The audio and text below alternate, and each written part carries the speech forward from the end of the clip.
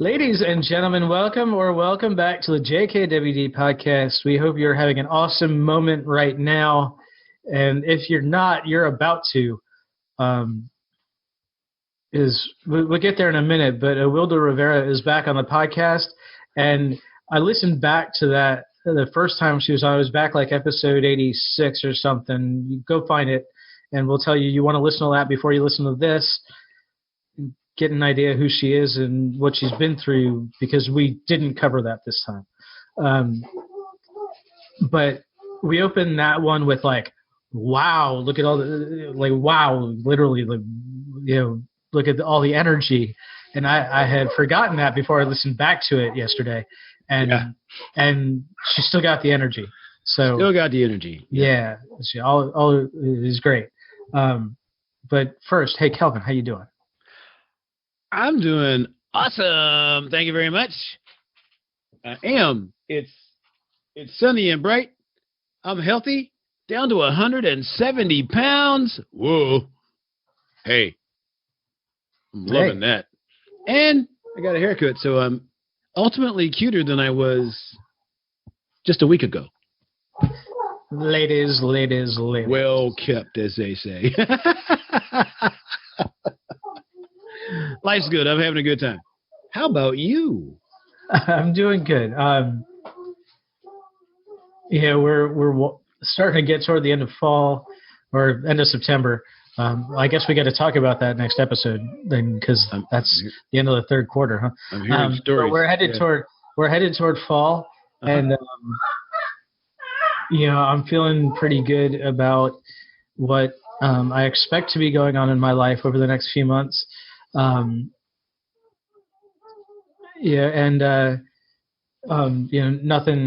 for public consumption yet.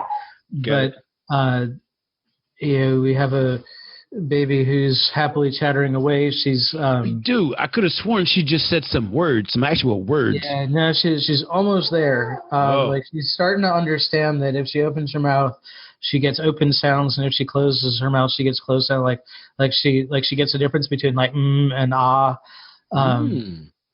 And she hasn't figured out like she does this thing that looks like she's practicing talking without sound coming out.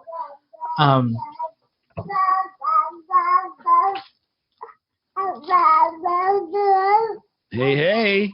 Hopefully she long now. Yeah, so she's got that going on. And she's starting to be able to amuse herself more. Which is interesting to watch. She can, she's got, if you give her a variety of toys, she'll play with a variety of toys. Right. Like but she'll explore them. She won't just be like, oh, there's a new thing. Mm-hmm. It's like, this one rolls. Let me learn how to roll. This one twists and makes a noise. Let me learn how to twist this. And this one turns and bends. So let me play with that a little bit. And then she'll pick her favorites, but she'll explore them first, which is kind of cool to watch. And then, maybe someday she'll start moving on her own. Like, she's not quite crawling. We talked about this before the podcast, but she's either head up or butt up, not both. You need both to crawl. She'll get her butt up and put her head down and kind of scooch, but that doesn't work if you're not on a soft surface. That could be a pain on the carpet, boy. I tell you. Well, she does it on the carpet, but she doesn't do it on the hardwood, because you put your head down on the hardwood and they go, and you don't want that. That noise. Oh, she puts it down definitively. I got it. I mean. And so, we're working toward that. But you put her in a standing position. She's like, I can do this. She can't, but but she seems to get it, because she watches people walk, I think. Well, pretty soon, I'm pretty sure she's going to develop that sheer determination, and then she's going to start doing that's SHEAR determination. Yeah. And she's going to be walking and climbing and flying around. You just watch. That's what I'm thinking. Well, I mean, we can see it. We can see it. So awesome. So anyway, that's how we're doing. Hey, I mentioned that fall is coming, and with it, you're probably interested in like warmer foods like soup. So you can get some bone broth to use as a base for your soup, or you can just get some soups straight from Kettle and Fire. Our friends over there want to give you 10% off. You can get like an original flavor beef or chicken bone broth. You can get like a chipotle beef. You can get a turmeric ginger chicken bone broth. I actually really like the turmeric ginger. In fact, I was drinking tea and during this episode, and one of the tea bags is turmeric and one of them is ginger. I actually you really just like that combination.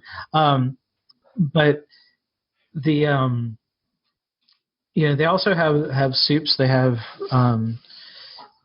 like a mushroom bisque, and they have some miso soup. And some of them, if you're doing a keto diet, they are keto friendly. The bone broth will help you with an intermittent fasting regimen. They do everything low and slow. The bone broth's cooked at least 10 hours, in some cases 20 hours, to really get some of that collagen in there, help you recover from your workouts, from your injuries, and make you feel good. So go to kettleandfire.com. Use code BetterHumanhood at checkout for 10% off. That's KETTLEANDFIRE.com. Use code BetterHumanhood at checkout for 10% off your order. Wow. I feel like I did that in one breath. I was wondering. I feel like you just came back from the other room, so you weren't in a hurry. That was probably leftover energy from this episode. Wilda, yeah. Just in case you're too wrapped up in the whole episode, by the time you get to the end, not only does she have a new book out called Success Math, available everywhere, like you can actually walk into a bookstore and get it too,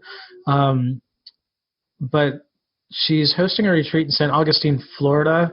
It's going to be a full moon yoga wellness retreat. They get a private chef, beach house, all that kind of stuff. $150 discount if you book by October 15th. So we wanted to mention that since that's coming up real quick. She's got more details on it toward the end of the episode. You ready? So I go, let's play some music, and on the other side of it, Awilda Rivera will join us. Alrighty. See you in a minute.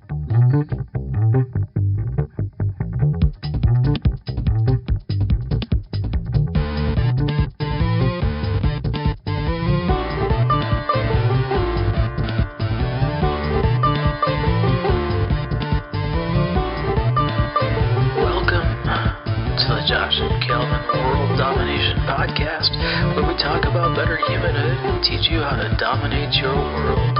You ready? Here we go. Hello. Hello. Is she here? Is she there? No, she's got that look on her face. I don't know if she's smiling. Hey. Hi. Hey, it is. Okay. I couldn't figure out if it was working or not. It's working. You're here. We can hear you. Great. Cool. How you doing? I'm good. How are you guys? Good. How's being a dad? It's interesting. She's just about 9 months old, so. So she's been out as much time as she was in. Yep, and my day job, I work nights from home, nights and weekends from home. So we haven't had to put her in daycare, which means that I get her. Awesome. I get her all day while my wife's at work, and then I go to work sometimes before my wife gets home, so she's just sitting here with me the whole time. So there's a lot of daddy-daughter time, and it's a lot sometimes. Yeah, it can be. It adds up. You can't really talk to her about politics or anything. No, and I can't really leave her home and go for a run. So No, you can't. But you can get one of those Yeah, well, it's finally starting to cool off enough that I can. I'm we have a good jogging stroller, but I can't put her in it when it's 105 degrees out. And yeah, you would have to either go super early in the morning or super late at night. Exactly. So it's finally starting to cool off. I think we're heading up to Syracuse for the weekend, and then when we come back, it seems to be cooling off enough here. So it's cooling off enough here. Yeah. Looking at the temperatures going, we're gonna have to buy clothes that we don't own to go up there. Is it really cold already in Syracuse, Kevin? Well, it went from 90 to like 55 in a day. It seems that Mother Nature knows precisely the day and the hour that the New York State Fair shuts down. And there's always something. So that afternoon, I mean, we kicked off that shutting down with big rain and thunder showers for like the rest of the night at about the time it was supposed to shut down. So it don't even wait. It's like, hurry up, get out. Wow. So, and like I got up this morning, it was 50. I mean, we did have a little respite the last couple of days because it got up to 80. Oh, wow. But yeah, today was definitely a 50 day, and it's kind of hanging in there. So wow. That's the way that goes. So are you still in Atlanta? I am still in Atlanta. I am actually, the weather is kind of similar to, it's like hot in the middle of the day, but it's cool in the morning and it's cool at night. We need some of your cool in the morning and cool at night, because down here on the coast, like it barely gets below 80. That's crazy. Yeah, like and I'm finishing at work at 3 a.m. and my thermostat says it's 79 outside. Josh, you need to make sure you're getting enough sleep, buddy. Well, yeah. Well, I finish work at 3 and I go to bed and I get up whenever she makes me, whenever the baby makes me, and hopefully, hopefully, I try to get a couple hours in the afternoon. Have you seen or heard of Ariana Huffington's book that she came out all about sleep? No. Because she, a couple of years ago, I want to say like 2 or 3 years ago, she had a accident where she was, overworking, and then at the computer, literally like passed out, smashed her face on the desk, and had to go to the hospital and everything. And then after that, she was like, "Oh crap!" Like, sleep is definitely important. Yeah, so then she started writing. I gotta get my charger. She started writing her book, and then she also, that's when she launched Thrive Global. Okay. Because she wanted to take some of that energy, and dedicate it to self-care. So. Gotcha. Yeah.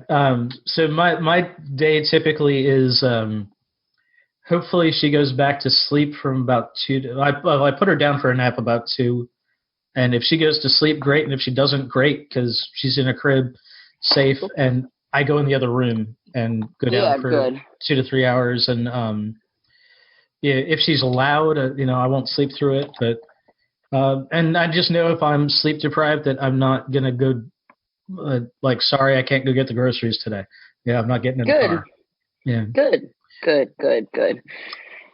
Sleep is important, man. Yep. How are you on time for today? Do you have I got some time. Yeah, okay. I have an hour. Cool. I have a little bit more than that. I know we were going to catch up a little bit at the beginning. So. Yeah. Great, because I listened back to the first one we did, and there's some stuff I want to go back to, but you got so much new stuff that I want to talk about too. Great. Well, I'm game. Good. Yeah. So welcome back. Thanks for having me. I'm really excited to be here. Yeah, I'm just going to point people back to the original episode that you were on to listen to you talk about kind of your background and your mission and all that stuff, because why do that again? Right. Plus, we get twice the traffic for just go back. Get more traffic. To the other episode. I wanted to talk about yoga first, because I know that's it's something you do there at the studio, and it's been interesting following your Instagram for the last year and a half, because when you were on last time, you were kind of just starting really difficult poses, and you would post your learning on Instagram. Mm-hmm. And like, I mean, now you've got like, now you're there on this stuff. So it was cool, like watching the learning process. And then you also do these retreats Mm-hmm. involved in, and last time you mentioned like yoga with a capital Y, you know, like really Right. getting into the practice and like what it means beyond like a 1 hour class at the Y. Mm-hmm. We never really got into that. Do you want to talk a little bit more about like what that is and how it shows up for you and how you hope to bring it to others? Of course. I think that, and it's funny you should bring that up because a client and now kind of friend of mine also mentioned to me, like, oh, are you still practicing? Because I don't see you posting like awkward, intense poses on Instagram anymore. Like, are you still doing yoga? And I was like, oh yeah, of course. Like, I'm still doing yoga, but yoga with a capital Y. And the truth is that about 7 months ago, I got pretty badly injured from yoga, from the physical asana practice. And, you know, that was part and parcel me being obsessed, you know, for lack of a better word, with, you know, getting my leg up here and like standing on my head and all these things that, you know, the truth of the matter is aren't really yoga. And when I got physically injured and wasn't able to even really do a sun salutation because my pelvis was so thrown off, like uneven, and my SI joints were so aggravated, and my piriformis was like on fire and didn't want to work anymore. It was a huge wake up call in terms of sustainable and organic movement in the body and what that means. Mm-hmm. And the fact that yoga isn't a panacea. It is not a cure-all. You shouldn't only practice physical asana. You need to like walk and run and lift weights and just do varied activity with your body, because any repetitive motion is not good. Secondly, the weird obsession our culture has with like the hard poses, myself included at the time, is really deleterious to the actual benefits of yoga. And to kind of speak on that a little bit more, yoga is like a tree, right? There are roots and bark and stems and branches, and the asana is just like a little branch, like off of another branch, off of another branch. That the whole point of it is just to get your body tired enough so that the rest of you can kind of integrate and focus and be. What I've had to reconnect with, which is a different type of yoga practice over the last 7 months, is really what they call bhakti yoga or jnana yoga, which is bhakti yoga is the yoga of love and devotion, of connectedness. And sometimes bhakti yoga is shared through kirtan music or chanting or ecstatic dance or things like that. Jnana yoga is the yoga of chanting mantra 108 times. Wow. So jnana yoga is about what some in the West might call prayer, right? But it's more about setting your intention on a specific thing and utilizing your energy to filter your intention in that direction. So, and just more spiritual practice. So yoga in real life is about being able to interact with the world in a way that is non-harmful for yourself and interact with others in a way that is non-harming in the exchange, as well as putting an emphasis on concentration, meditation, self-study, surrendering to something bigger than yourself, interconnectedness, the idea that we're all one, and using that in real life. So it's like, yeah, you could come into a yoga class and be able to stand on your head and pull your foot back to the top of your head, but like, how are your relationships? Right on. Like, that's yoga. And when you go to India, like for those people who want to like sojourn to the Mandarin and blah, blah, blah, like you go there and it's not core power. It's not goat yoga. It's not like, this rigid physical thing, because yoga is supposed to be prescriptive. It's supposed to be, Josh comes to me or Kevin comes to me and says, I have anxiety. I'm tired all the time. I'm doing blah, blah, blah, blah. And we say, okay, let's use yoga to fortify you, right? Not to fix you, because that's not my job. That's not the job of yoga, but to fortify you in such a way so that you can heal yourself and you can come back into a place of integration, which is why, like, the idea of having like 20 people in a yoga class or 100 people in a yoga class is just kind of ridiculous, because you can't look at the bodies. You can't whisper into their, like, is this okay? Like, your elbow is looking crazy right now. Like, your job as a teacher, if you move into that space, is to protect your students, to create something that's individualized for your students. And it's difficult to do that if you have 100 students and there's only one of you. And even as a person who's practicing, for me, it was like, okay, well, to like take your ego out of it, take like, oh, well, I'm a yoga teacher, so I should be able to X, Y, Z. There's incredible yoga teachers who are master teachers that are quadriplegics, who can tell you how to use your body in a certain way, but also can highlight the philosophical underpinnings, which are really what it's all about. Like, one of the main texts of yoga is Patanjali's Yoga Sutras. And say that one more time, that much slower.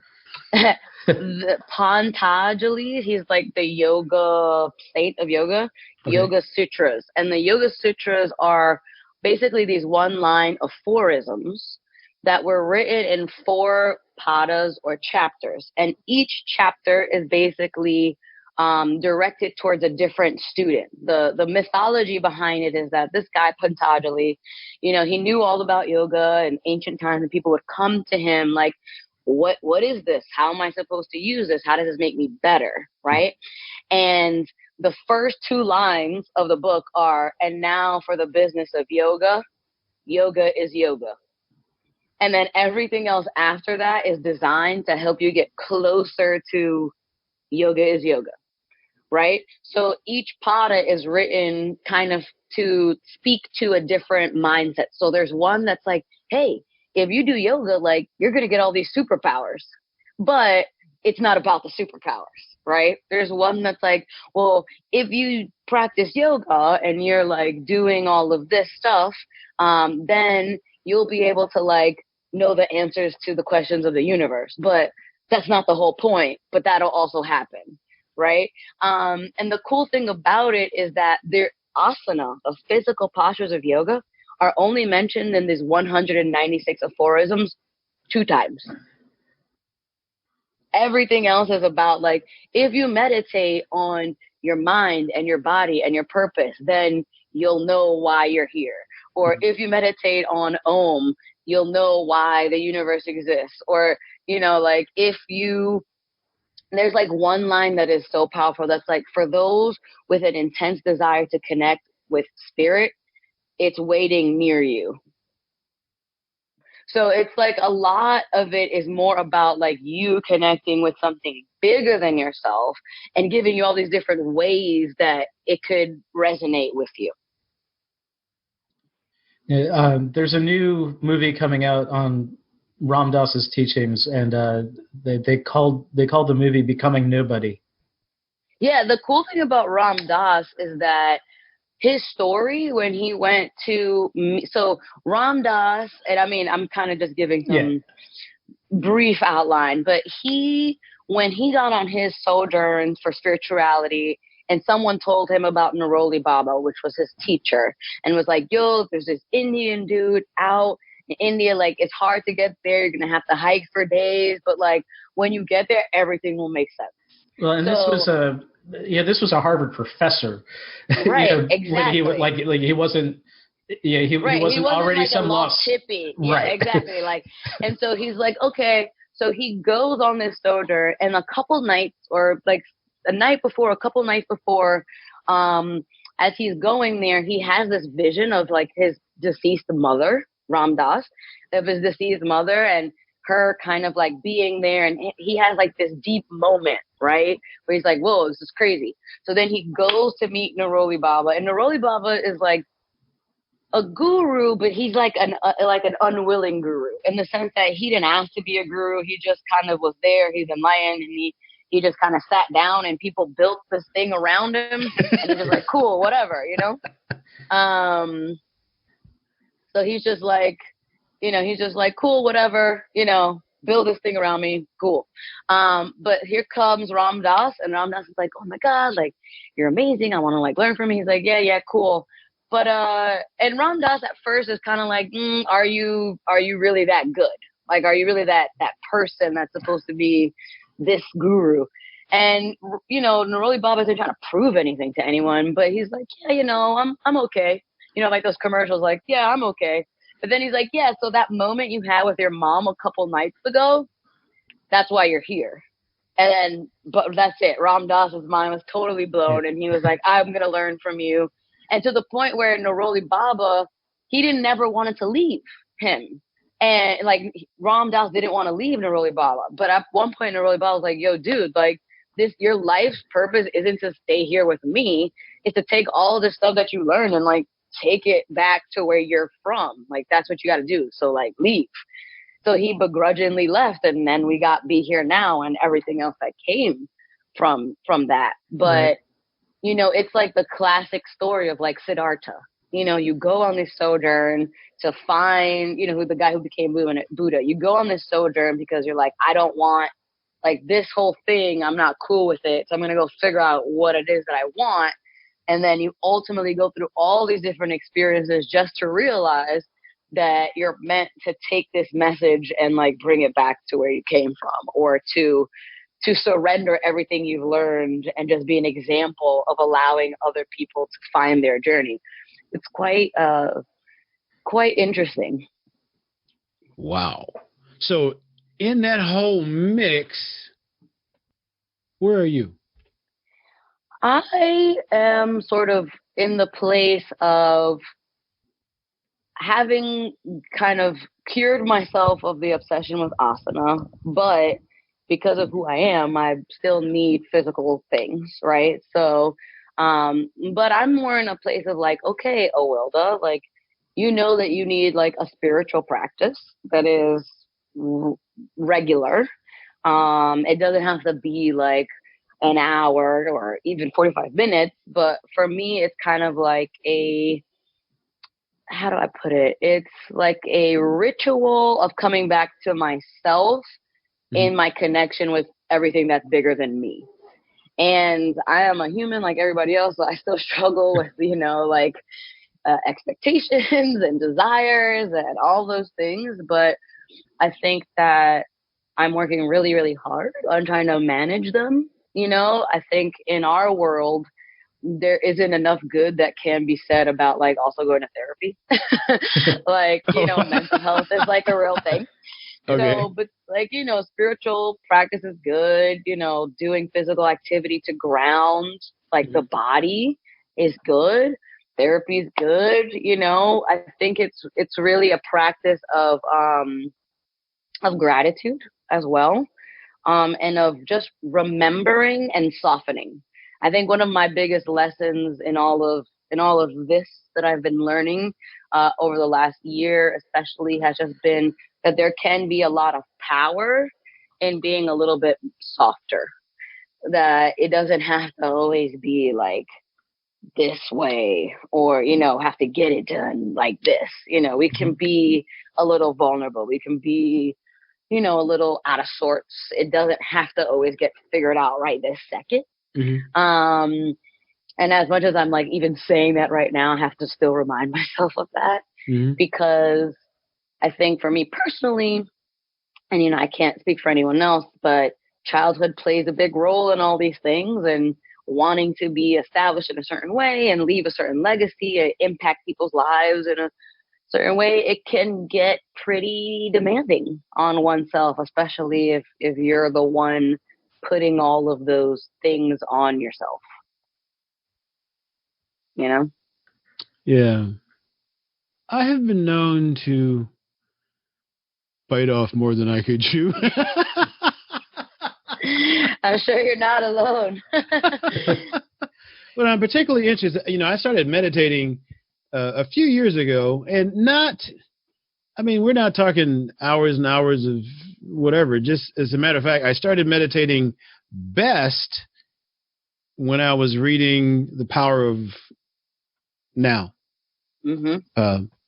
Eckhart Tolle. And I got to a point in that process where, now get it, I've been back through the book trying to find the point in the book where I started doing these things. But I would sit down and I would meditate, and I would actually, I'd be in like a 3D full color world. Yeah, you were astral projecting. That's totally different.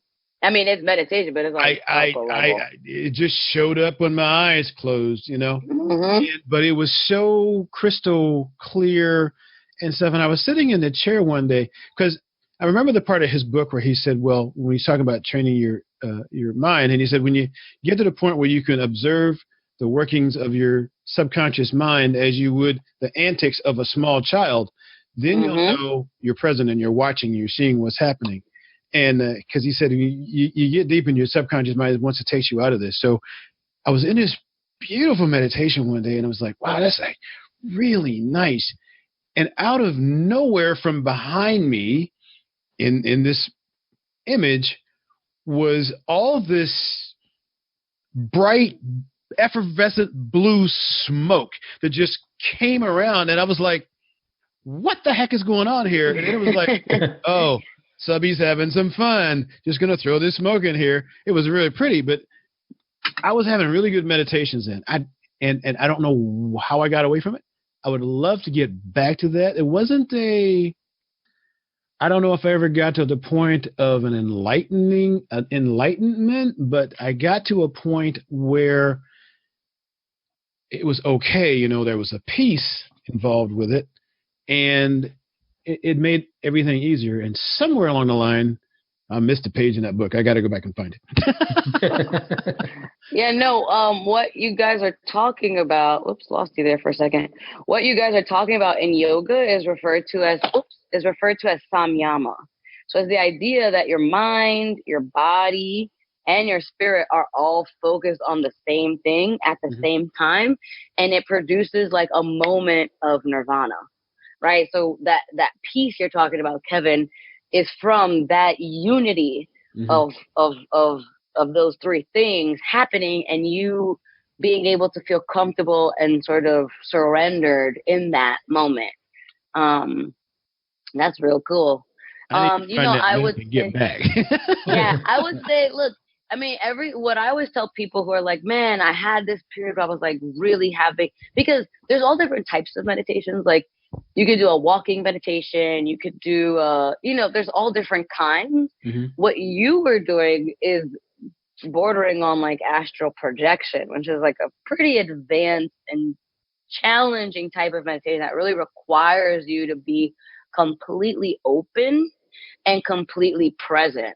And so for you, I would say start by just doing the Japanese practice of Raizen, which is where you just meditate for 1 minute at the same time every day. So if you set up your alarm to remind you at like 7:30 or whatever time you wake up, that for that 1 minute, you're just going to be still. You're not going to think about anything. You're not going to try to go anywhere. You're just going to be there. Like, I'm in my body. I'm breathing for 1 minute. And you'll see how shortly after doing that regularly, it'll be so much easier for you to meditate for longer and longer and longer. The other thing is that, like, the brain, like any other muscle, sometimes it gets bored with certain types of meditation, right? So, like, that's why there's so many different kinds. There's like transcendental, to like use the words loosely, just means mantra. So like if you have a mantra that you're working on for a period of time, normally it's about 30 days. So normally they'll have you, they'll talk to you, like if you were to pay, like to go on the Transcendental Meditation website, what they do is like they ask you like, well, what are you working on, Kevin? Okay, what do you want to achieve? What do you want to desire? Okay, Well, this is a mantra you should work with for 30 days, and every day say it 108 times. 108 times. Yeah, and the reason why it's 108 is because there's a lot of spirituality in numbers. Mm-hmm. That's very interconnected, the science, the spirituality, all of that. And so 108 is like a divine number. If you look at a Catholic rosary, it's 54 beads. Okay. If you look at like the Fibonacci sequence, it kind of leads eventually to like 108. It's all connected. So the reason why they have you do that is because it's like, I am focusing my energy specifically on this purpose for this amount of time. And the results can be crazy. Now, sometimes, right, they'll say, oh, do this for 30 days. And someone say, well, I'm not seeing any results. They'll, okay, do it another 30 days. I'm still not seeing results. Well, what's really going on? And then you find out that, well, actually what they want, while they want to like pass this exam, they're actually really scared. So they need to focus on getting unscared. So they give a meditation of fearlessness, and then they're able to accomplish what they need. Mm-hmm. So, there's that. There's binaural theta meditation. You can find tons of that on YouTube for free that clicks into your theta waves of your brain and immediately will take you to that place. If you listen to a theta meditation, you just kind of like lay down and just kind of just be in the zone. It will take you to crazy places. One time I did a theta meditation, and Babaji, who is a famous, not famous, but like a well-known mystic from ancient times, who's in Autobiography of a Yogi, showed up, took me to the face of the sun, and then took me to the moon and told me like why I need to be more like the moon than the sun. It was like really intense, but that was just like a theta meditation. I've been kind of weary of those because, I mean, I do, you're familiar, I'm sure, with Silva mind control, what I don't call it mind control method anymore, but the Silva method. Yeah, like subliminal messaging. But anyway, so I got into binaural frequencies and stuff with that, but it just sounded a little hokey to me. And no, it works, man. Let me tell you something. The theta, when they get on that 7.2 hertz, and there's a couple that are just like 10 minutes. It says like, I think that the title of the one that I used to use all the time is like binaural beats theta waves or something like that. And it's like a neon outline of a person sitting down with like chakras on them or something. And it's just like 10 minutes. And it's, it's like, and if you're kind of like, oh, I don't know, then I would say, look up like the Shruti box. It's a drone instrument that they use in yoga that connects with different notes. So if you're kind of like, I'm not sure about people controlling my mind, then I would look up like the Shruti box F or the Shruti box low C, because those are the most common. Low C connects with the root chakra and is like a low sound. And F connects with the Shruti SHRUTI. And then the F connects with the heart chakra. So oftentimes people mostly deal with like root chakra issues, family of origin, feeling like they belong, all that stuff, or heart stuff, relationships, blah, blah, blah. So you'll find those very easily on YouTube. But I mean, all that shamanic drumming meditation, that's another one that will take you deep, fast. I mean, so many. I could talk about this for like an hour. Okay. Do you do the isolation tanks at all? So I want to try that. Okay. I haven't tried it yet, but it's one of my favorites. Kelvin, I think, had a different experience. So I've heard, I'm kind of like on the fence because I've heard like the great, like the, oh my God, it was so relaxing and I was able to just surrender and whatever. Yeah, and then I've heard the flip side. It takes a little while. Yeah. My wife could not close the door all the way. Our place there are a couple of different kinds, and some places just have pods. So like you climb in and it's a small space. The place that we have here in Savannah has their rooms. I mean, they're 7 feet tall, 7 to 8 feet long, and they're so I mean, like you climb in and they give you something to leave the door propped open if you need a little light in there. But yeah, the first time I went in, I figured this would happen. It took me about 20 minutes to. Yeah, it's almost panic when you get in there the first time. Like everything's gone. Yeah. But it took me about 20 minutes to settle in. Once I settled in, it was great for me. I know other people. I've heard it's like being in the womb. Yeah, I don't remember my experience in the womb, but yeah, I mean, the idea is that it's, well, I mean, some people claim to. Yeah. But it's, they keep it at 94 degrees, which is about your skin temperature, and they, there's enough Epsom salt in there to keep you floating. Yeah, I floated, and I don't float. So, yeah. For me, I got a little, what is that when you don't know which way is up and down? Vertigo? Yeah, that. I got a little of that, and it was a little weird, and then I really had difficulty just relaxing so that I floated. But you do float. They said like 1,000 pounds of salt in this 6 inches of water or something, you'll float. But it was just kind of a weird experience, and I never really got comfortable. And the last time I went to visit Josh, I think we spent we'll drink less and float more. Maybe I'll give it another shot. But it was just an unusual experience for me. So, but he loves it. He comes out rejuvenated and reconnected, and I'm like, man, I'm just wet. I definitely have been thinking about trying it. I mean, I think for me, that's like the way you guys describe that is like the way I feel about like a Vipassana retreat. Mm-hmm. Like those things kind of scare the bejesus out of me. And I've done some silent stuff, like in our 500-hour training that I'm currently 2/3 of the way through with, or 3/4 of the way through with. We have like meditation retreats where we do like silent days, and like you can't talk to anyone. I mean, unless it's like an emergency or whatever. Right. And so like I do feel like I'm kind of been mentally preparing myself because I do want to try that.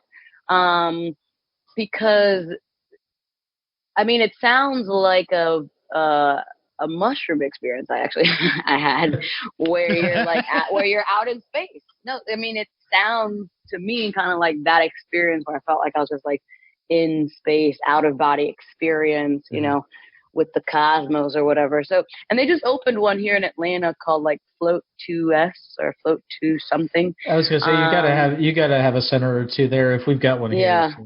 They just opened, and it's like and they have like these, from what I could tell from the website, it's like these rooms with these pools.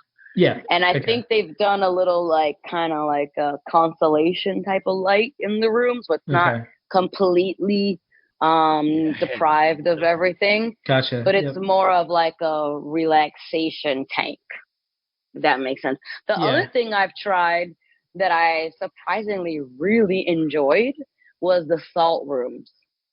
Okay. Not the salt sauna. I mean, I love this, like, going to a good Korean sauna and doing it in the salt room and everything like that. But what I'm talking about are these salt detox rooms where you go in and the whole room is like, it's cool. The temperature is cool. So it's maybe like 70 degrees, and there's multiple like zero gravity chairs, which I also was like, what is the point of this? But then I sat in one for 45 minutes. I was like, oh, okay, I get it. And you're just like surrounded by Himalayan sea salt. There's salt on the ground. And you're in there just for 45 minutes, just like breathing. And when I tell you, it felt, I mean, because salt, it takes the ions and it just has this sort of energetic thing that it does in real life. And it was incredible. Like I wanted to do it more and more and more. It's not cheap though. So there's that. They have one here in Atlanta, but the one I went to was in West Palm. Okay. West Palm Beach. And it was really good. Were the lights out? Oh, they were dim. Okay. It was like very, very dim. It's a room where you have like, there was maybe like 8 chairs in there. And you have like these little like half cubbies.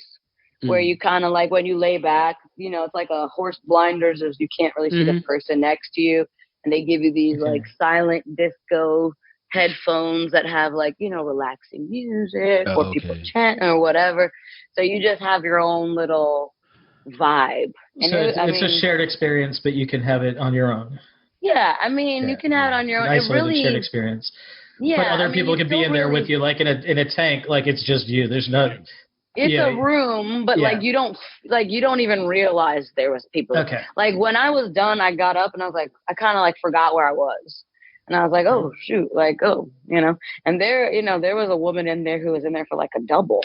Plus, if you have any type of skin issues, if you have any respiratory issues, if you have like anxiety, there was a woman in there who had full body eczema. Apparently, I couldn't tell. She said it had cured her eczema and nothing else had cured it.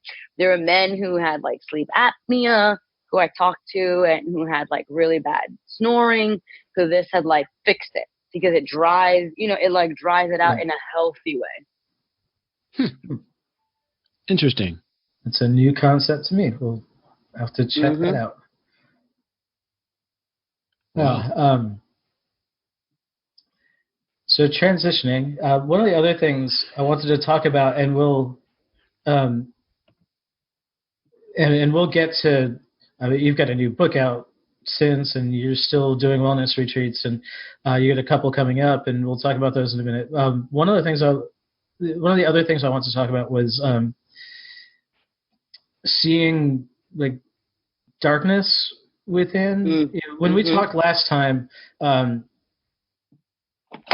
Part of your backstory is law school, and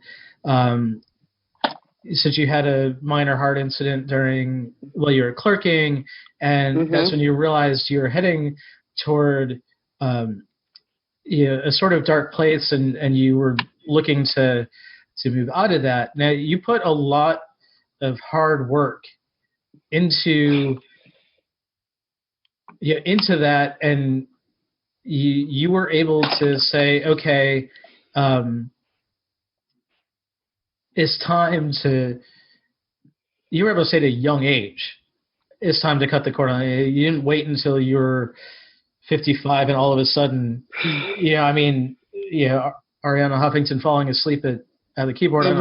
I don't know exactly how old she is and whatever, but she has certainly accomplished a lot in life already, whereas you at 27, 28 years old were like, oh, no, we got to get away from this. And I'm guessing that your drive for more extreme yoga poses comes from that kind of same driven place.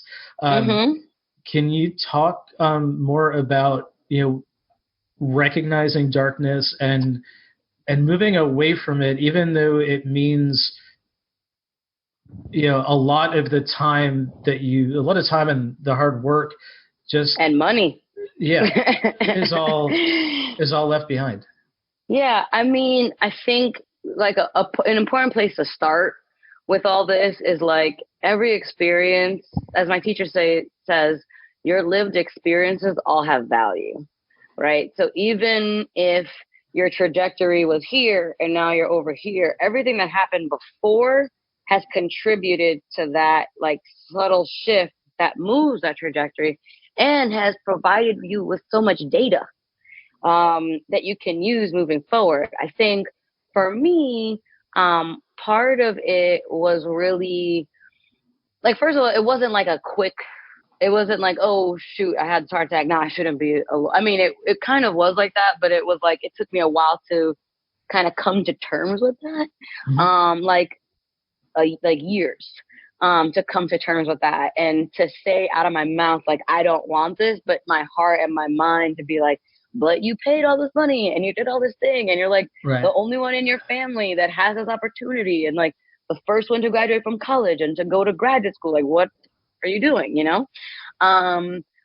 But I think that I had to kind of also look at my mental health and my modus operandi. Like at that time I was partying a lot. I was down to 105 pounds. And like, I'm maybe 5'1", but my entire life I've always been very athletically built. And I was like, just withering away. I was like emaciated. And if my fiance heard me, he'd be like, "You're finally admitting it." But it took me like several years to get back to a healthy weight after all of that. Sure. And I was like doing, like party drugs and like all types of stuff. And it's not to say that like, oh, like that stuff is bad and you shouldn't ever do it. But like I had to recognize that I was engaging in a particular kind of behavior because I wasn't happy. Right. I was also at that time in a relationship that was going nowhere. And that I was also trying to like force a square peg into a round hole kind of thing. And I just kind of had to have a come to Jesus with myself. That's like, listen, you are no longer like really in a mental space to be a partner to this person because it's not working. Right. Like you need to take care of yourself. B, like your behavior is a little bit out of control. You need to rein it in. And like, C, you're freaking miserable. Like you've tried all these other things in the law. You don't want to do any of them. And you're still trying to figure out how to force yourself to do it. That doesn't make any sense. So, and the other thing is, spiritually speaking, at that time, I was also getting back into my own practice and to kind of this idea, my grandmother always said, like, life is too short to spend it crying because then you're going to look so old before you're even old. Right. And I'm one of those people that I'm an Aquarius. And so I'm very emotive and my emotions come out, so like if I'm upset, like people know. If I'm sad, like even, people know. Even if I'm doing my best to contain it, I just have that kind of energy. So it got hard for me to ignore it anymore. Mm-hmm. And it's not to say that since then I haven't had those moments of like, like who am I? Like what am I doing? Right. Is this the right thing? But I will say I haven't had as many medical issues for sure. And before that, like I was quite sickly. Like I just thought I was going to be like a sick person all the time, and while I'm always good for a cool mystery illness here and there that comes up, Right. I'm much more physically stable. And not to like bring it back to yoga, but in Ayurveda, there's this idea that you have these five bodies. You have the body made of food, the emotional body, the intellectual body, the energetic body, and like the bliss body. And so like what I realized is that all my bodies are very disassociated. Like I didn't even know that that's what I was realizing, but I realized like I was kind of all over the place and I had to find more integration. And so, that's really for me what it's been about. And it kind of became a choice where it was like be miserable and potentially be financially stable or take some risks to develop a new normal around finances or a new idea around what you need and all of that, and then actually be happy or be like well adjusted. Because the truth is, like, I grew up in the projects. I didn't have a lot of stuff. Like I I was lucky because I still got a lot of different experiences, but like at the end of the day, I don't need a lot to be okay. Like if I have food and a place to live and some technology, like I'm okay. Like I'm not someone that has to shop all the time or has to like buy a ton of expensive things. Like, like my fiance forced me to get a new purse. Like that's kind of who I am. I'm kind of like, I don't really care about those things so much. Like if I had to spend my money on things, it'd be travel. Like that's what I care about. That's why I made that part of my business because, I had to figure out a way to make it be in my life. But I think in terms of, really getting back to your question about like recognizing that darkness and doing some work to change it, it really has to do with some level of honesty with yourself. And, kind of to come back to that example you said about, well, you didn't wait till you were 55. In the defense of those 55-year-olds, sure. A lot of the times intergenerationally, the external influences placed upon them and the expectations placed upon them as they were growing, influenced their idea of what success is. And they didn't have the kind of the 90s thinking, the .com era boom of like, you can make success whatever you want. And even those people, you know, who grew up in the 70s, 80s, and 90s are like, well, it has to be this, it has to be that. And I think it all starts with each one of us giving ourselves permission to redefine success on our own terms and to be okay with pursuing that, everyone else's idea or validation be damned. Right. And it's a big decision. Yeah, it is. And I think yours is really the first generation. Like, we're just far enough apart in age. I was born in 1976. So like, I got the internet when I got to college. But it wasn't, nobody understood how to make money with it until my classes had gone through, you know, like we're like the last 3 or 4 years, the end of the 70s, those, you know, we're the folks who kind of had gone through college and started our careers and then could adapt to an internet life if we chose, but we had to take our existing careers and move them online. Your generation kind of had you know, high-speed internet when you got out of college, and you could start your careers online. Just that little bit, like, you know, which isn't to say that nobody like older than you, you know, could do it. You know, like everybody's got this opportunity now. It was just more integrated. Right. You're it's awesome that you jumped on that so early, because you're like the first group to have that. The funny thing though is mindset. that I still feel late because like I went to high school with the guy that created Instagram. You know, and like I feel like, so I was born in 84. And I feel like my year is like it's like that bridge year. So like I grew up with a rotary phone. Yep. I remember when beepers first came out. Like my first cell phone was like a boyfriend of my mom's got it first because he worked for the NBA, and it was like a Qualcomm. It was like a brick, you know, and you could like you know, beat someone off of you with it.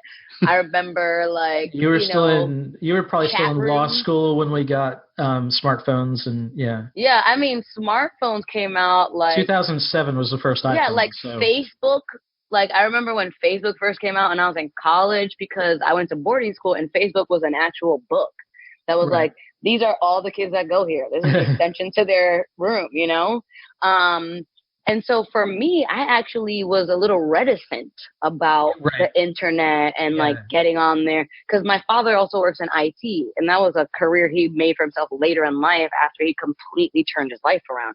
And so he's always been like, you know, everything's on there. It stays on there, you know? And so as you know, it's funny that you're like, you know, you got on it early, because for me, I'm like, I should have been on it like way before that. Like I remember Kelvin, because we were in the same advisory group, believe it or not. Kevin Systrom, I remember him being like, you know, you should try C++. And I'm like, out of here, Kevin. I don't care about that. You know, like. Well, and it's like, wasn't Instagram first like a drinking for whiskey? app? Like, it was for whiskey. Bourbon. Yeah, and or bourbon, and it's like, but now like he recently, and we're not like close or anything still, but like he recently sold it for like multiple $1 billion, like billions of dollars.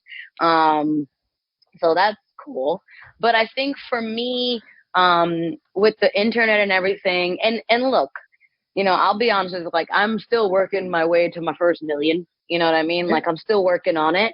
But there definitely have been people that have been able to do amazing and incredible things. I think that the challenge for online entrepreneurs is knowing what it is that you want to accomplish, as opposed to comparing yourself like in everything, you know, as opposed to comparing yourself to like the Gary V's out there and the like, you know, the you know, all those types who are like blowing up and like have all these different things and are like, you know, making all the money, because you're not Gary Vee, you're Josh Shear, right. and Kevin Ringgold, and Awilda Rivera, and Gary our Vee trajectory is different.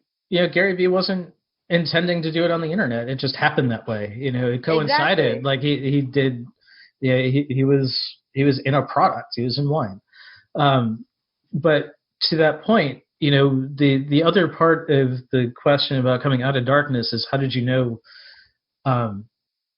And really more from a prescriptive standpoint, how can our listeners, if they're trying to leave a darkness, how do you know which way to go toward the light? That's hard. It's one thing to start running away from something, but what do you start running towards? Yeah, I would say the first thing to do is to ground. Find something that's very grounding, that's very comforting, that's healthy. Right? So healthy, comforting, and grounding. So whether that's having more interpersonal contact with your loved ones, or being in nature, or reading, or getting back to basics, or coloring in a notebook, like it can be something so small that helps you to start to kind of just take the cover off a little bit. And sometimes it has to be something completely unrelated. Like for me, it's playing squash most of the time, when I can get out of my own head if I lose, but, whatever it is, it has to be something that's going to take you completely out of that funk. So like I interviewed a film guy who told me like when he gets in his like slumps or whatever, he just like consumes a lot of content because that helps him kind of get back to being creative. Right. So whatever it is that kind of got you blocked or got you down, just put it down and walk away from it completely. Like just kind of give yourself a day off, if you will, to just do something totally different. Ask yourself, what are the things I really want to do that I haven't done in a long time? And like do one of those things. For me, it was kind of getting back into the spiritual practice and making a separate decision that like, oh, culturally, this is my responsibility to keep these practices alive and to keep doing these things. And that was enough to kind of take my mind away from work and being a lawyer and paying bills. That allowed me to open the door a little bit more to getting out of it. I think the other thing is just also admitting that you're in a bad place. That's like a tough one. So many times it's like, oh no, I'm fine, but you want to like kill everyone.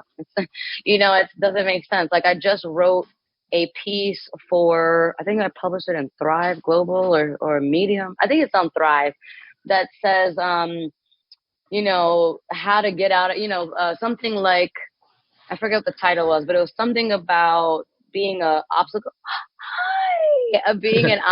to your own happiness. Right. And kind of the 4 things that are always going to make you unhappy. One is like comparing your happiness to other people's happiness, right? Or having an untenable idea of what happiness is. And the other one is kind of like always not actually acknowledging what you have going for you. Like, for example, in the article I wrote, I was crying in the kitchen, like, I'm just unhappy, nothing is working, blah, blah, blah. But it's like, okay, you have clients. Like you're doing the thing that you love to do. You have support. Like, what is real happiness anyway? And is what you're saying that you're not even the same thing? So admitting that you're just not in a good place is part of it, because that's when you start to do the real work of uncovering why you're not in a good place and giving yourself permission to say, okay, well, what can I do to shift that? Right on. Kelvin, did you have anything to tack on or to ask? And no, I think you just hit it, because it was gonna be, so how do we? Yeah, no, you read my mind. Stop that. I thought we hit before. No, there's so much, and I think you are one of our few guests that we have talked less with on the show, because you start to talk, and it's just like, yeah, we don't have to pry anything out of you. you know, and it's like, oh, good stuff. What now? Oh, wait a minute. I was so wrapped up in what you were saying a few minutes ago. But you cover a lot of space, and it's like you just kind of answer all the questions as they come. I am amazed. You see, your youth is a problem for me because you have all this wisdom. And what are you, 6, 7? You know, I'm 35. I'm going to be 36 pretty soon, actually. So when we last talked to you, you were doing a gratitude. Yeah. 34th birthday. Yeah. Yeah. So talk to us then about, well, now that you've told us your age, everybody knows you're a millennial. So let's talk success math. Yeah. So this is the new book. A little bit after our interview, which was about like 19 months ago. Yep. Sometime after that, and I'd be lying if I could tell you this was the exact day and time that the idea came to my mind. But I had kind of been thinking on, and I've said meditating, but I mean that in the sense of like putting energy and focus on an idea as opposed to like, universe tell me. And the irony is that I have never been a good math student. In fact, when I was little and I was in prep, the academic enrichment program, I was required to take double math and wasn't allowed to take a language because I'm dyslexic as well. And so it's a mess. Math is just like crazy for me. And so if you would have ever asked me, like if I was going to write a book with math at all attached to it, I would have laughed at you in your face. But sometime after our meeting, I was thinking like, how the heck do I share what it is that I figured out from interviewing all these amazing people on my show and working with all these people one-on-one that can actually help others in the world, right? And so one day, apparently, the actual day and time unknown, this formula came into my mind. And I promise I had not thought the word proof in probably a decade. Right. But this formula came in my mind, and I was like, suddenly I just wrote this proof. And it, was like S is success as you defined it, which equals, inside the parentheses above the fraction bar, because it seems like a complex formula, right? It's like the alignment of your beliefs, your values, and your behaviors. Like, oh, duh. Okay. Well, that is factored against your emotional support system and your mental toughness, right? As defined by these factors. And then that's all great. But if you're not executing, then you're dead in the water. And okay, well, you can execute, but what's your actions in that execution looking like, right? Like, sure, you have great initial actions, but like, what's your follow-up action or your follow-through action? And then I was like, oh crap, like this is a book. And I took that and I just started writing. Like I wrote a kind of a loose outline. And this, to be totally honest with you, it was the scariest thing I've probably ever done because I didn't write a thesis in college. And when I went to law school, I was told that I was a bad writer. Because legal writing is completely devoid of anything that is You're an individual. There's no exactly. And you just have to be like completely logically connected. Like it's like a robot writing, if you will. And so I was not very good at it. And I had a very hard teacher, and he was the type of teacher that was like, oh, you got to be at the beginning of the year and you just got a C, but actually that C is worth more than that B. And you're like, tell that to my transcripts, dude. But so when I started writing the process, I was kind of like scared. But then because I'm practical, I was like, at the end of the day, I just need to put a goal, right? Like I need to know how many words at the end of the day I'm trying to write, and then just write it, right? So I decided I was going to write 25,000 words because Animal Farm is 27,000. And well, if it's good enough for George Orwell, like it's good enough for me. And, I'm not telling a dystopian tale of that. Oh, yeah, I agree, right? And so I was like, okay, I'm going to write 2,000 words a week, and we're just going to see what happens. That's and so a very July, reasonable amount. I mean, that's a page a day. yeah, and so July 21st, I know this because I started texting a friend of mine from college who's a writer, just like secretly, like, oh my God, I think I'm going to write a book.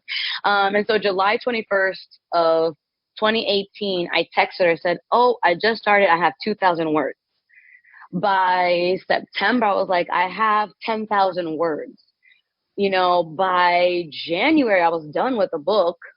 Like, I was done with the manuscript, and I was able to finish it and have it published and ready to go within 10 months of starting to write it. Yeah, that's which incredible. I guess is kind of fast.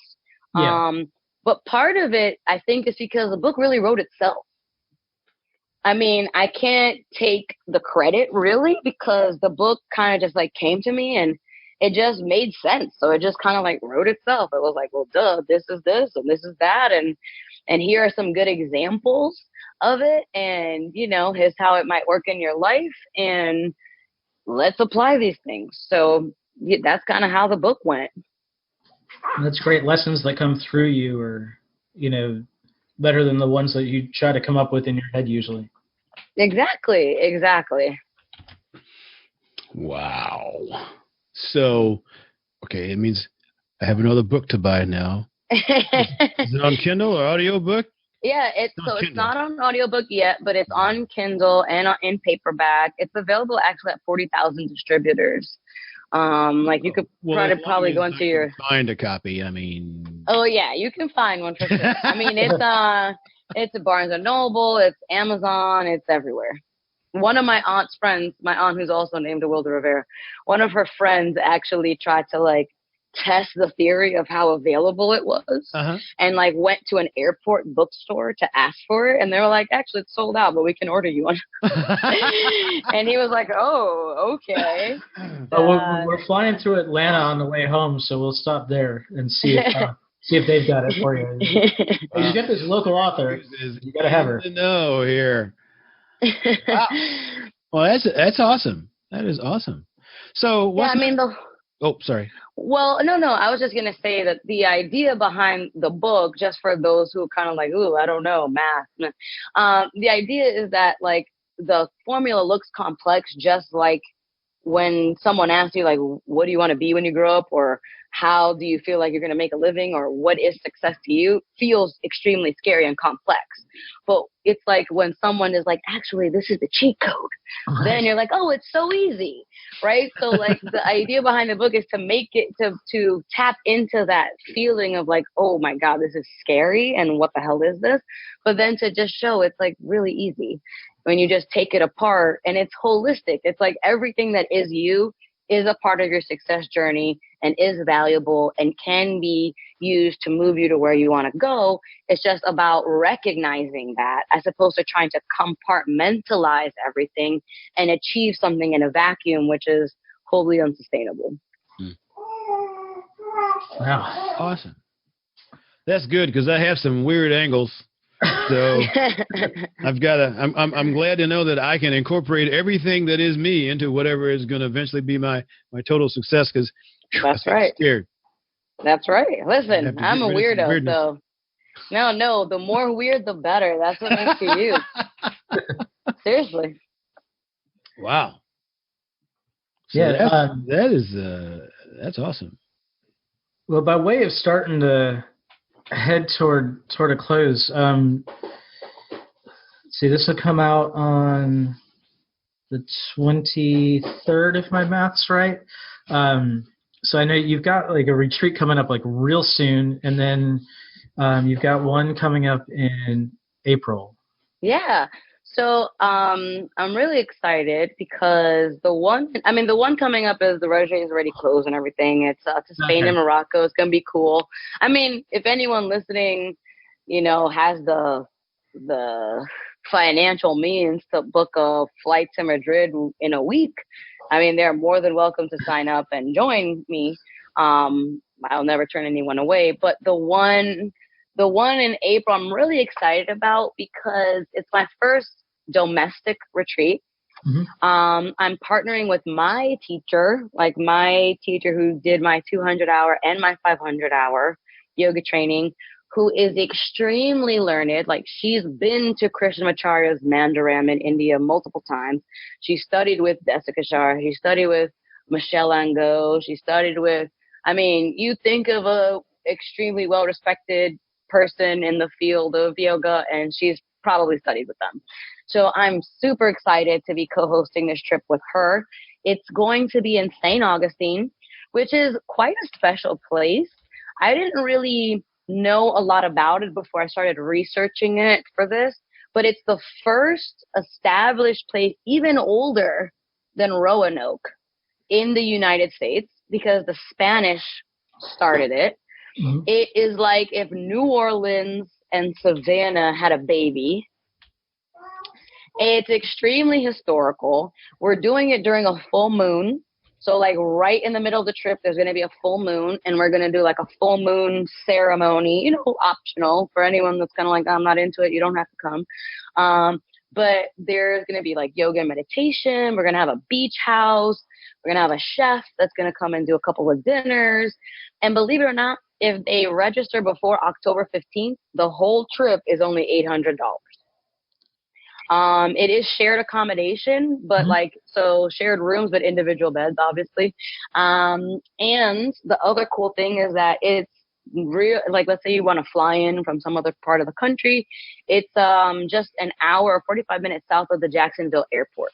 So you can fly into Jacksonville, really cute, sweet, small airport, and then get to St. Augustine. And, I'm debating actually, if a lot of people are flying in, I may offer like a shuttle or something. Depending on that. But we're super excited, and if for some reason people are like, well, I'm gonna wait till November 1st or something to sign up, it's only $950 after that. So under $1,000. It's less than a 3-hour trip for us, so I'm gonna see if my wife's not gonna listen to this, so she doesn't know, but I'm gonna see if I can make it work for us. I'm sure my mother would. It would be great. We would love to have you. I'm sure my mother would love 5 or 6 days with the baby, and of course. Yeah, no, we'd love to have you. And the idea behind the trip is called Full Moon Beach Escape. And the idea is to really give people an opportunity, of course, to get out of their comfort zone, to meet new people, but then also to kind of have a container to set intentions and a container to kind of like explore a little bit more of that. I don't want to call it like a spiritual practice, but I want to call it maybe like a connection practice. And truly, Leanne Neal is like one of the only people I would do that kind of a retreat with, just because she's just so good at it. So that's cool. And then the end of next year, I haven't decided yet if it's going to be a women's only or if it's going to be co-ed, but at the end of next year, I'm going to be doing a trip to Bali that I'm super excited about. It should be about 9 days, like with a weekend on each end of the week, because it takes so long to get there. 2 locations, going to all the temples and all the things that people go to Bali for. But then, of course, getting a little beach action as well. Yeah. Like surfing, massages, all that kind of stuff. And with this trip, the Bali trip is going to be the first trip that I do with airfare included from the United States. So that should be pretty cool too. Nice. I noticed that Josh just issued a challenge because they're planning to be to that. So he challenges me in very subtle ways. Gee, let's see if Kelvin's gonna pick this up. Yeah.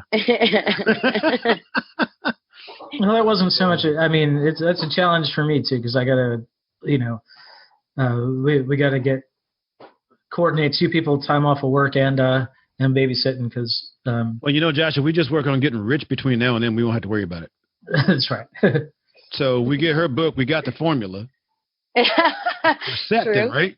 That's it. That's right. But you may find out when you read the book that what matters to you isn't being rich, and then what are you going to do? I don't see that as happening. Well, okay, so well, Rich is relative. on the other hand, exactly. I think rich is not the goal, but I think it's part of the means. Like I think it's True. something that happens on the way, and by rich, I mean we don't need. We might not. Oh, but you mean I don't know what number is in Kelvin's head, but it doesn't have to be. It doesn't have to be in the trillions. I just need to be able to do what I want, when I want, go where I want, without having to worry about it. Right. To just say, hey, I think I'm going to Amen, brother. Right. The moon's not on my list, so we don't have to worry about that trip. Right. Now they have bacteria up there. That'll be pretty cheap in a few years anyway. So anyway, besides, this is a long trip, and no, but it's good. No, man, I forgot how much fun we had the first time when you were on the show. So I'm so very glad you came back, and I'm glad. Thank you for having me. I really enjoyed talking with y'all.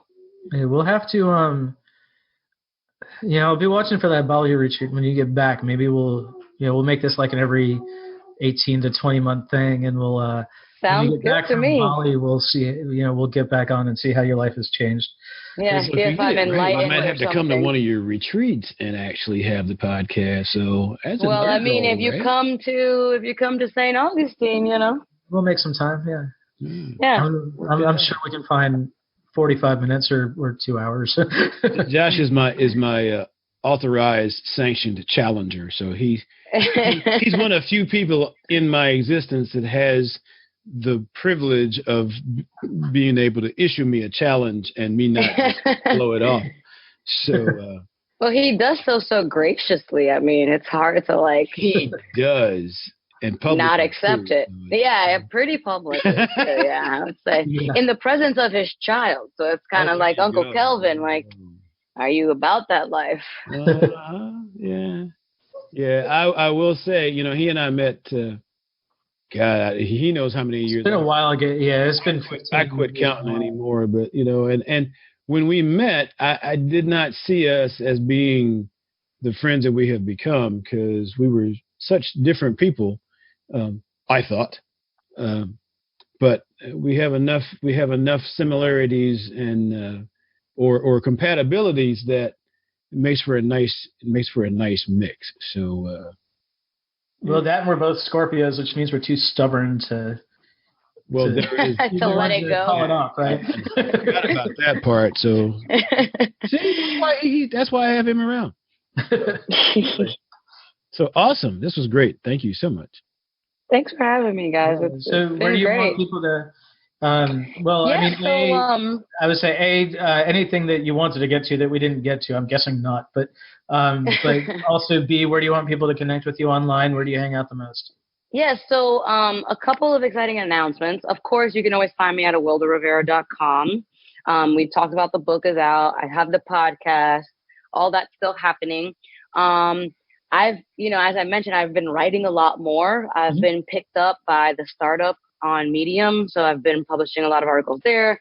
I'm on Thrive Global. I just got asked to be a contributor for Lifehack, so one of my first articles will be coming out there shortly in the next probably week or two. And I think the title of that article is like the 6 challenges in life you must overcome to become a better person. So I tackle like loss, failure, setbacks, your story, and I forget the last 2, but kind of talk about that in that article. Most exciting thing, though, is that the Success Math Companion course is about to go live in a couple of weeks, maybe like a week or 2.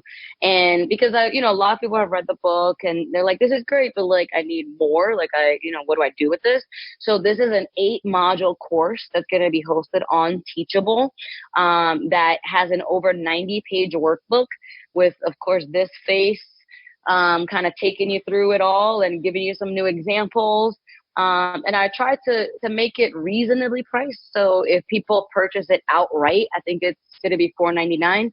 Otherwise, it's $97 a month for like 6 months. So you pay a little bit extra, but you get to have a payment plan option, and it's completely self-guided. So that's really one of the more exciting things that's happening, that's going to be coming up soon. Other than that, I'm just trying to continue to give people value. They can always sign up for my mailing list. If they go to one of those articles, there's a link for them to sign up, or if they come on to my website, I'm happy to be of service. Great. Well, thank you so much for coming back. Congratulations on your success, and wishes for continued, and hopefully we'll see you like in real life in not too long. Yeah, that would be really exciting. Well, thanks for having me, guys. You guys have a great rest of your day and an awesome weekend. Thanks. You too. Bye-bye. Bye.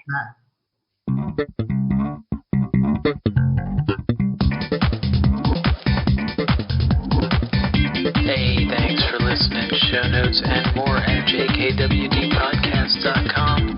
Don't forget to subscribe, leave a review, and share with your friends, and we will see you next week. Bye.